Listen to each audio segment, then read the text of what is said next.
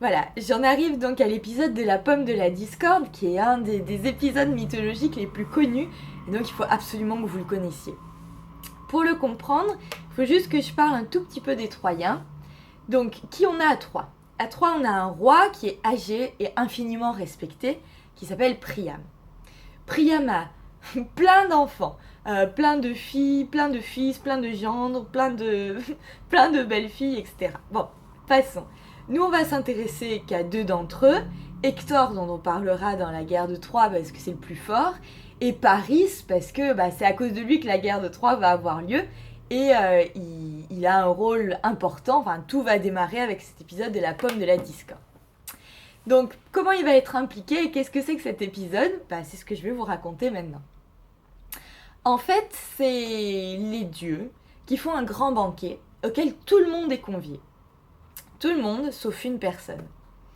Cette déesse qui n'est pas conviée, vous avez la raison de son non-invitation dans son nom même.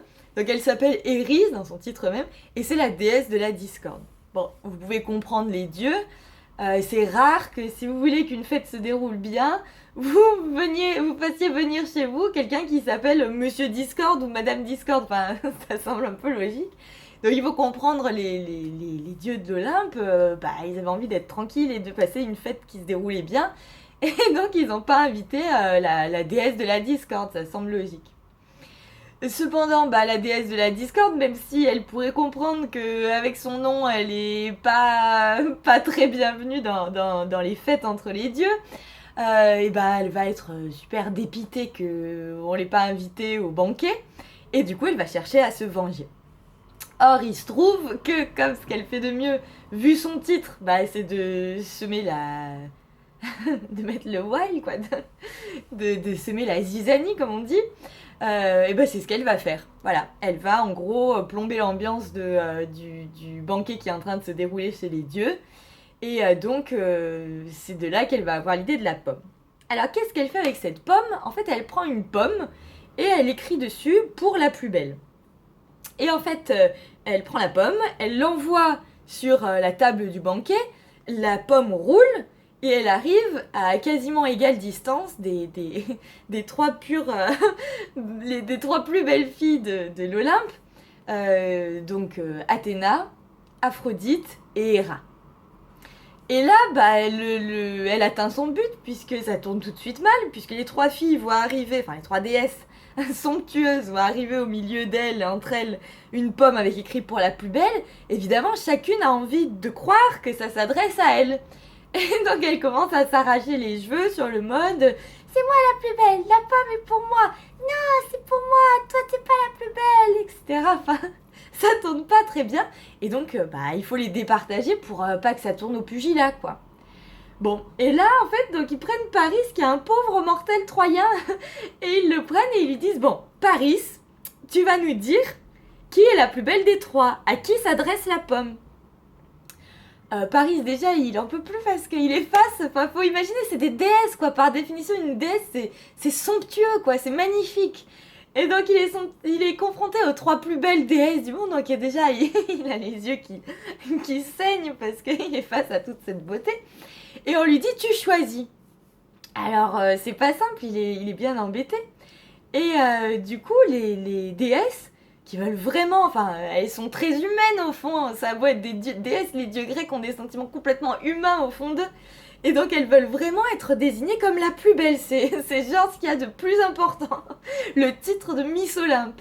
Et du coup, elles vont soudoyer Paris. Et donc elles vont lui dire, écoute Paris, si tu votes pour moi, tu auras un merveilleux cadeau. En gros, donc elles font campagne, quoi. Donc elle propose chacune un cadeau et Aphrodite lui dit Paris, si tu votes pour moi, tu gagneras l'amour de la femme la plus belle du monde.